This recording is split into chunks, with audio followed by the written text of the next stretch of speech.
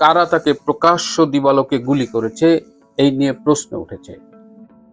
আমরা কি আদৌ জানতে পারবো কারা তাকে গুলি করেছে, কেন তাকে গুলি করা হয়েছে, নাকি প্রতিবারের মতো এটা নিয়ে রাজনৈতিক নাটক চলতেই থাকবে? আসুন আমরা একটু জেনে নিই যে কি হচ্ছে এই হত্যা প্রচেষ্টা নিয়ে। শুরুতেই এর জন্য দায়ী করার চেষ্টা করা হচ্ছে আওয়ামী লীগ এবং ছাত্রলীগকে। বলা হচ্ছে যে এরকম আওয়ামী লীগ কলকাতা থেকে কলকাঠি নেড়েছে, একজনের নাম বলা হচ্ছে ফয়সাল। এই ফয়সাল নাকি ওসমান হাদির সাথে নির্বাচনী প্রচারণায় অংশগ্রহণ করতে, এবং একটা ছবি দেখা যাচ্ছে যে 9 ডিসেম্বর সে ওসমান হাদির সাথে মিটিং করছে এবং সেখানে সে একটি কালো পাঞ্জাবি পরিহিত ছিল। তো যে ভিডিও ফুটেজটি রিলিজ করা হয়েছে সেখানে দেখা যাচ্ছে যে মোটরসাইকেলের দুজন হেলমেট পরা, পেছনের জন কালো ড্রেস পরা, সম্ভবত পেছনের জনই গুলি করেছিল। এখন এই ছেলেটা নাকি আওয়ামী লীগের সন্ত্রাসী, এ নাকি ছাত্রলীগের ঢাকা মহানগর উত্তরের নেতা ছিল। এই ফয়সালের সম্পর্কে একটা পরিচয় দিয়ে, এর আর একটা ছদ্মনাম আছে দাউদ বিন ফয়সাল। এই ফয়সাল গত বছরের নভেম্বর মাসে আদাবরের একটা স্কুল থেকে 17 লক্ষ টাকার চাঁদাবাজি করতে গিয়ে অস্ত্র সহ গ্রেপ্তার হয়েছিল এবং পরে জামিনে মুক্তি পেয়েছিল। 2024 সালের নভেম্বরে, মানে 5 আগস্টের পরে, জঙ্গি অভ্যুত্থানের পরে নভেম্বরে কারা চাঁদাবাজি করেছে এবং গ্রেপ্তার হওয়ার পরে সে কি করে জামিনে মুক্তি পায়, এবং জামিনে মুক্তি পেয়ে সে বিভিন্ন সন্ত্রাসী কার্যক্রম করেছে এবং সে ওসমান হাদির সাথে নির্বাচনী প্রচারণায় অংশগ্রহণ করেছে। ওসমান হাদি কি জানতো না যে এই ছেলেটা ছাত্রলীগ করে?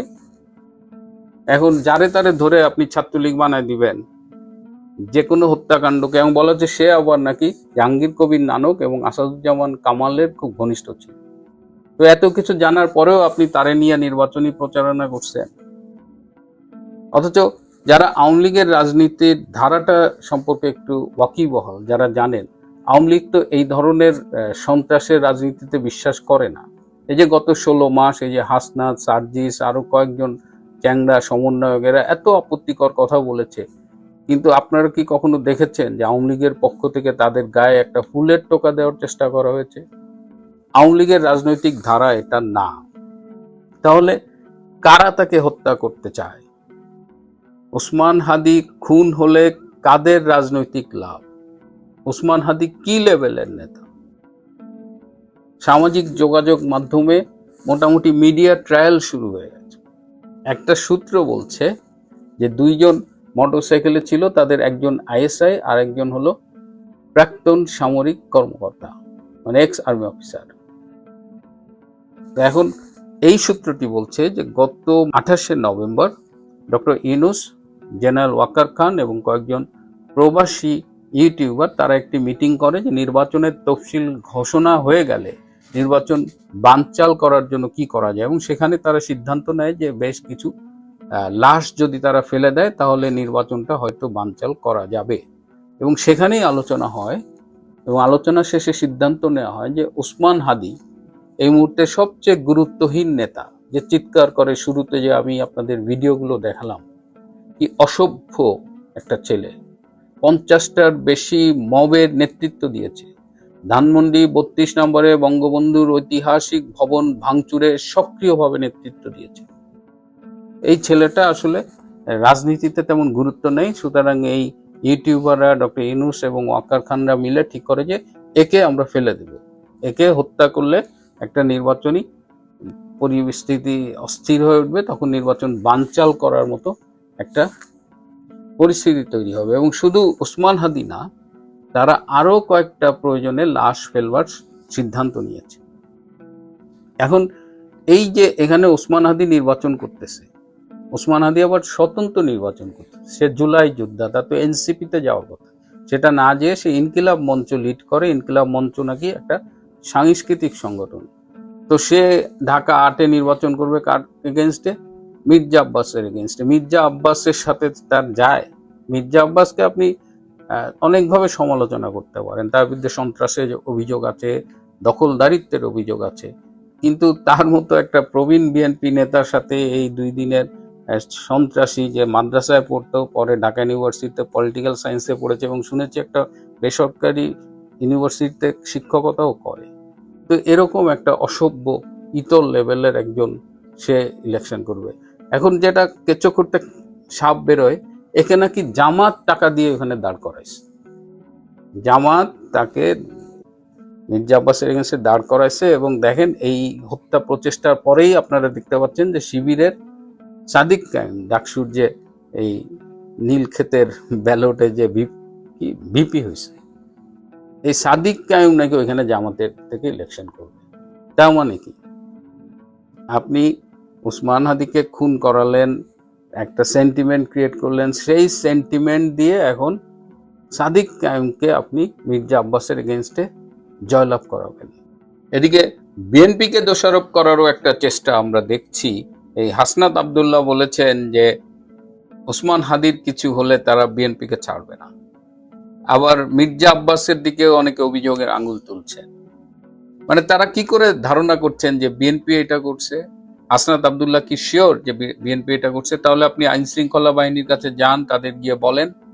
সবই রাজনীতির খেলা। আপনি শুরুতে আমি বললাম যে একজন বউ ব্যবসায়ী উপদেষ্টা আছেন, সেও দেখলাম যে দাবি করে ফেলছেন যে আওয়ামী লীগ এটার সাথে জড়িত। একটা হত্যাকাণ্ড হয়েছে, আমাদের আইন শৃঙ্খলা রক্ষাকারী বাহিনী আছে, আমাদের বিভিন্ন এজেন্সি আছে, তারা তদন্ত করে বলুক, তারা বিভিন্ন প্রমাণ বিশ্লেষণ করে খুনিকে আইডেন্টিফাই করুক, চিহ্নিত করুক, তাকে গ্রেপ্তার করুক, বিচারের আওতায় আনুক।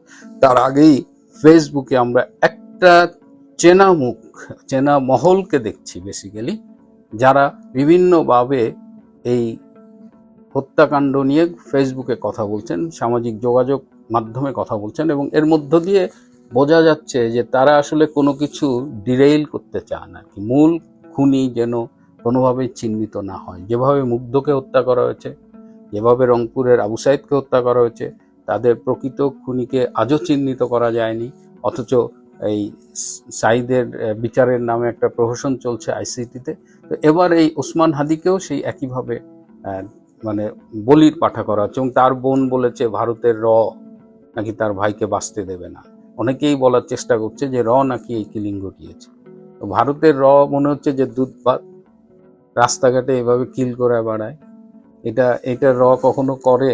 সম্পর্কে মিনিমাম ধারণা যাদের আছে, তার মানে কি ভারত আর আওয়ামী লীগ ঘুরে ফিরে আপনি এই জায়গায় এই দায়টা দিতে যাচ্ছেন। কিন্তু 28শে নভেম্বরের ওই মিটিং, তারপরে এই যে আপনার সাথে করে যে ছেলেটাকে ঘুরছেন তাকেই আপনি বলতেছেন খুন করছে। এবং এই খুনটা যদি দেখেন, দুটা মুভিং অবজেক্ট, সে একটা মুভিং অটোরিকশায় যাচ্ছিল, মোটরসাইকেলও চলমান, একটা মুভিং অবজেক্ট থেকে আরেকটা মুভিং অবজেক্টে গুলি করা এবং নিখুঁত নিশানা 1.5 ফিট দূর থেকে গুলি করা, it's not a matter of joke. এবং এটা প্রফেশনাল কিলার না হলে বা হাইলি ট্রেইনড কিলার না হলে এটা কিন্তু সম্ভব না।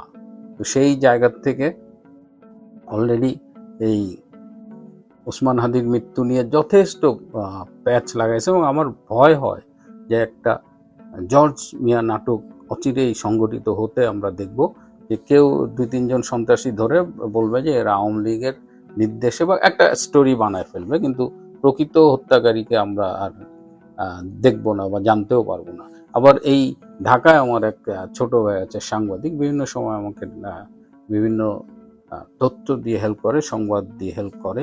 এই ছোট ভাইয়ের সাথে আবার এই ওসমান হাদির যোগাযোগ ছিল, এবং ওসমান হাদি মাঝে মধ্যে ফোন করে বলতো, ভাই আমার একটু আওয়ামী লীগের নেতাদের সাথে বসায় দেন। দেখেন, শাহুয়া মোহাম্মদ ছিঁড়ে ফেলে, ভারত আওয়ামী লীগের গালাগালি করে, মব সন্ত্রাস করে, আবার আওয়ামী লীগের সাথে তলে তলে সম্পর্ক গড়ার জন্য এই ওসমান হাদি কিন্তু চেষ্টা করে যাচ্ছিল, এবং সেই সাংবাদিক ছোট ভাই আমাকে সেটা বলেছিল।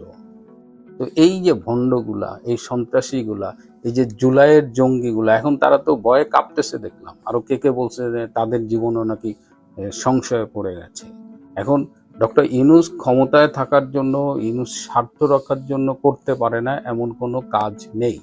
সুতরাং আগামীতে নির্বাচন পরিস্থিতি বানচাল করার জন্য ডক্টর ইউনূস যদি আরো অনেক ঘটনা ঘটায়, আরো বেশ কিছু লাশ পড়ে, তাহলে আমাদের অবাক হওয়ার কিছু নেই, দুঃখ পাওয়া ছাড়াও কিছু করবার নেই। রাজনীতির এই নিষ্ঠুর খেলায় প্রকৃত খুনিরা বরাবরই অধরা থেকে যাবে। এর মাঝখান দিয়ে কিছু নাটক দুর্বল স্ক্রিপ্ট আমরা দেখতে পারবো। প্রিয় বন্ধুরা, উসমান হাদির অবস্থা খুবই খারাপ, তার বেঁচে থাকার সম্ভাবনা খুবই ক্ষীণ। যে এই সন্ত্রাসীরা আসলে কি করতে চাচ্ছে, কারা কারা হতে পারে এখানে। প্রথমত হচ্ছে যে আমি যাদেরকে সাসপেক্ট করি সেই সাসপেক্টের জায়গায় প্রথম হচ্ছে যে এসালামের টাকায় হাসিনার সাথে দিল্লিতে যে মিটিং হয়েছে, দিল্লির যে আধিপত্যবাদের বিরুদ্ধে আমরা কথা বলি, আজাদির জন্য কথা বলি, সেই অংশটা। এবং আমাদেরকে তো হাজার হাজার মেসেজ ফোন দিয়ে কন্টিনিউয়াসলি এই হুমকি ধামকি, এরপর হচ্ছে আমাদের ফোন নাম্বার আওয়ামী লীগের বিভিন্ন সাংবাদিকদের মাধ্যমে আওয়ামী লীগের বিভিন্ন ব্যক্তি এগুলো পাবলিক করে দেয়। সেখান থেকে আমরা শত শত হাজার হাজার ফোন মেসেজ আসে, গালাগালি, হুমকি, মেরে ফেলবে, এটা সেটা, এগুলো তো আমরা কন্টিনিউয়াসলি পাই। তো এই ঘটনাটা ঘটার পরে এখন মনে হচ্ছে যে পরিকল্পনা এবং আশঙ্কার কথা আমরা অ্যাজ এ হোলসেল সবসময় আলোচনা করেছি, কথা বলেছি, টকশোতে, মিডিয়াতে কথা বলেছি, এবং গত 2-3 মাস আগের যে খবর এবং পত্রিকার একাধিক সম্পাদকের সাথে যে আমরা বসছি, সেগুলোর ঘটনার সাথে অনেক কিছু এখন যেন কেমন একদম মানে অক্ষরে অক্ষরে মিলে যাচ্ছে আর কি।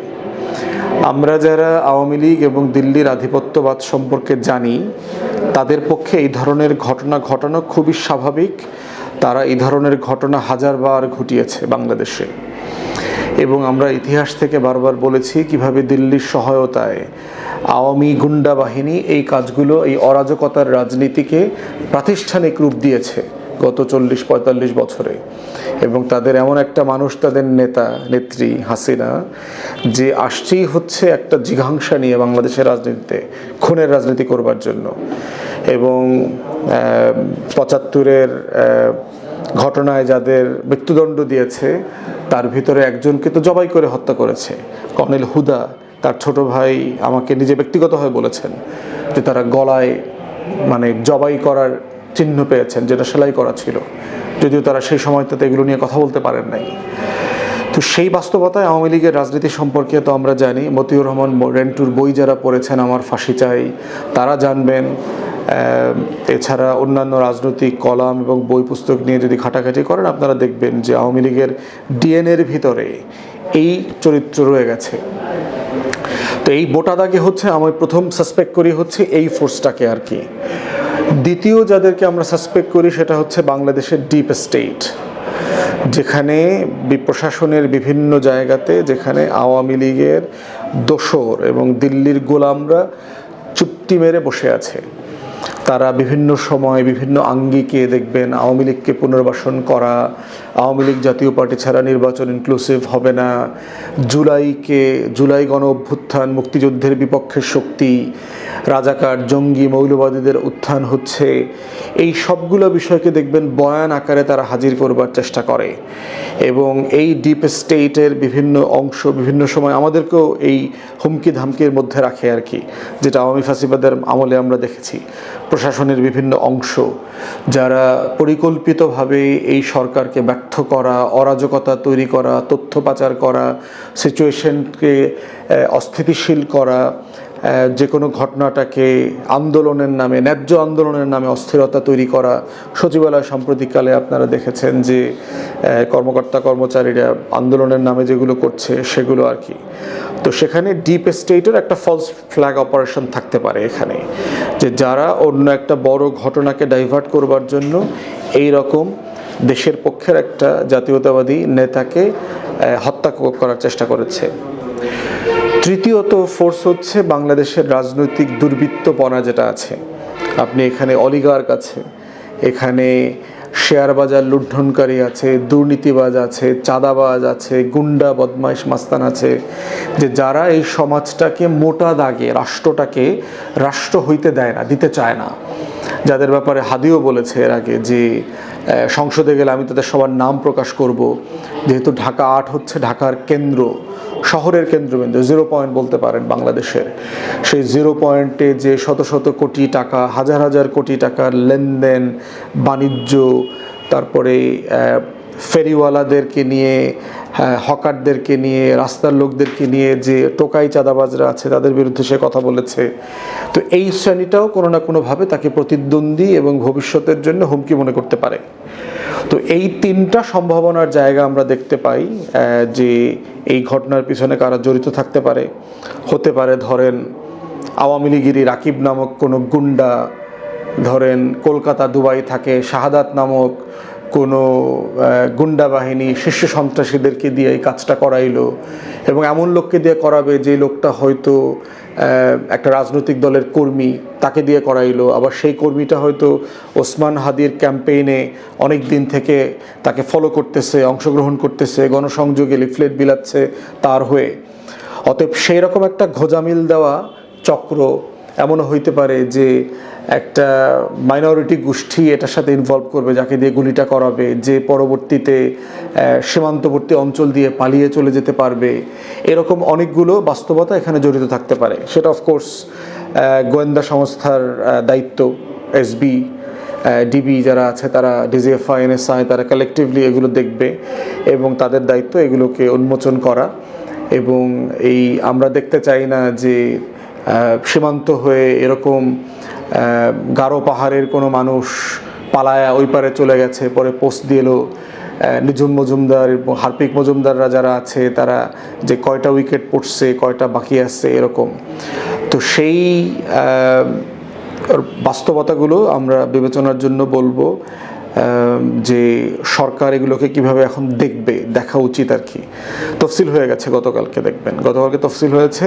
আবার গতকালকে বাংলাদেশের এই হাসিনার প্রেসিডেন্ট চুপ্পু রয়টার্সে একটা সাক্ষাৎকার দিয়েছে শতপ্রণোদিত হয়ে। তো সেখানে তিনি বলেছেন তার আফসোস, কষ্টের কথা, তিনি সম্মানজনকভাবে নির্বাচনের পরে চলে যাবে। এরকম একটা টাউট দুর্নীতিবাজ প্রেসিডেন্টকে নির্বাচন পরে রাখবেই বাকে, তাকে তো গত আরও 1-1.5 বছর আগেই জুলাই আগস্টে লাথিমারা বের করে দেওয়া দরকার ছিল। এবং এই যে প্রাতিষ্ঠানিক সংস্কার করতে যারা দেয় নাই, যারা যে সকল রাজনৈতিক দল অথবা বুদ্ধিজীবীরা অথবা সুশীল সমাজ 72-এর মোড়কে চুপ্পুর মতো বাটপাট দিয়ে সামনে রেখে প্রাতিষ্ঠানিক যে সংস্কারগুলো প্রয়োজন ছিল সেগুলো ঠেকিয়ে দিয়ে রাজনৈতিক পাওয়ার ডিল করা, ক্ষমতার ডিল করে ফেলার যে চেষ্টা করা হয়েছে, তার আজকে সবচেয়ে বড় স্যাক্রিফাইস করতে হয়েছে। আমরা আমাদের বক্তব্য খুব পরিষ্কার, যারা বোধ করছে যে বাংলাদেশে ওসমান হাদি অথবা আমাদের মতো 2-4-5 জন 10 জনকে মেরে আপনি জুলাইকে ভুলিয়ে দেবেন, জুলাইয়ের যে প্রেরণা চেতনা আছে সেটাকে আপনি রিপ্লেস করবেন, দিল্লির আধিপত্যবাদের বিরুদ্ধে মানুষ কথা বলা বন্ধ করে দেবে, জুলাইকে ভুলিয়ে দিবে, জুলাইয়ের সনদ বাস্তবায়ন হবে না, আগামী দিনে আওয়ামী জাতীয় পার্টির মতো এই ক্রিমিনাল গ্যাং, দিল্লির গোলামরা আবার রাজনীতিতে নির্বাচনে পুনর্বাসিত হবে, আপনারা বোকার স্বর্গে বাস করছেন। আজকে শুধুমাত্র সারা বাংলাদেশের মুড দেখেন আপনারা, যে সারা বাংলাদেশের জুলাইয়ের ফোর্সকে আবার একত্রবদ্ধ করে ফেলেছে এই ঘটনা, এবং এটা বারবার ঘটবে। যতবারই আপনি জুলাইকে ছোট করবার চেষ্টা করবেন, হেয় করবার চেষ্টা করবেন, সকল রাজনৈতিক দল তাদের মধ্যকার দ্বিমত মতানৈক্য যেগুলো আছে সেগুলোকে বাইরে ফেলে দিয়ে তারা জুলাই প্রশ্নে, আগস্ট প্রশ্নে, গণ অভ্যুত্থান প্রশ্নে এক হয়ে যাবে, এবং সেইটা আমরা এখন বারবার দেখতে পাচ্ছি। আপনারা যদি মনে করে থাকেন এগুলো করে দিয়ে আমরা যারা জীবিত আছি আমরা কথা বলা বন্ধ করে দেব, প্রতিবাদ করা বন্ধ করে দেব, আমরা দিল্লির আধিপত্যবাদের বিরুদ্ধে আজাদির পক্ষে লড়াই করব না, আপনারা বোকার স্বর্গে বাস করছেন। আমরা ঘুমের থ্রেশহোল্ড পার করেই গত 5-6 বছর আওয়ামী ফ্যাসিবাদের বিরুদ্ধে লড়াই করেছি, কথা বলেছি, রাজপথে ছিলাম। অতএব সেই জায়গাতে কোনো কম্প্রোমাইজ হবে না, আপনারা নিশ্চিন্তে থাকেন। আরও বহু হাদি বাংলাদেশে জন্মাবে এবং তারা আবার দিল্লির আধিপত্যবাদের বিরুদ্ধে কথা বলবে। অতএব সেই জায়গাতে কোনো কম্প্রোমাইজ হবে না নিঃসন্দেহে। আপনারা যদি মনে করে থাকেন যে বাংলাদেশে একজন হাদিকে হত্যা করে আপনারা তার ভয়েসকে নিবৃত করে দেবেন, আপনারা দেখবেন কালকে থেকে বাংলাদেশের প্রত্যেকটা চা দোকানদার হাদি হয়ে গেছে, বাংলাদেশের প্রত্যেকটা রিক্সাওয়ালা, সিএনজিওয়ালা শরীফ ওসমান হাদি হয়ে যাবে। বাংলাদেশের প্রত্যেকটা পথিক, ফেরিওয়ালা, ট্রাকাই, শ্রমজীবী মানুষ ইনকিলাব মঞ্চের প্রতিনিধি হয়ে দাঁড়িয়ে যাবে। বাংলাদেশের ছাত্র জনতা, সিপাহী, জওয়ান, বাংলাদেশের লাল সবুজের পতাকাকে যারা ভালোবাসে তারা প্রত্যেকে এক একজন শরীফ ওসমান হাদি হয়ে এই লাল সবুজের পতাকার পাহারাদার হয়ে যাবে। অতএব ওই যে বাবুল কাস্তির মতো দেখবেন ওইরকম লুঙ্গি পরা কৃষকরা প্রতিটা পাড়ায়, মহল্লায়, খেতে, জেলে, পানিতে বসে বসে এক একটা শরীফ ওসমান হাদি হয়ে যাবে। তারা সবাই দিল্লির আধিপত্যবাদের বিরুদ্ধে কথা বলবে। কেউ এই লড়াই, এই আজাদির যে উন্মাদনা, এই আজাদির যে স্বপ্ন, আকাঙ্ক্ষা, সেখান থেকে আপনারা এই প্রজন্মকে নিবৃত করতে পারবেন না। আজকে থেকে দেখবেন পুরো বাংলাদেশটাই লাল সবুজের পতাকা মরা একটা শরীফ ওসমান হাদি হয়ে গেছে, এবং এটাই হচ্ছে ইনকিলাব জিন্দাবাদ হওয়া এবং থাকার লড়াই। এবং বাংলাদেশ 2-এর যে লড়াই চলছিল সেই লড়াইটা আরও দ্বিগুণ ত্রিগুণ গতিতে ফাগুনের হাওয়ার মতো করে আবার বাড়বে, এবং সেটা আপনারা দেখবেন।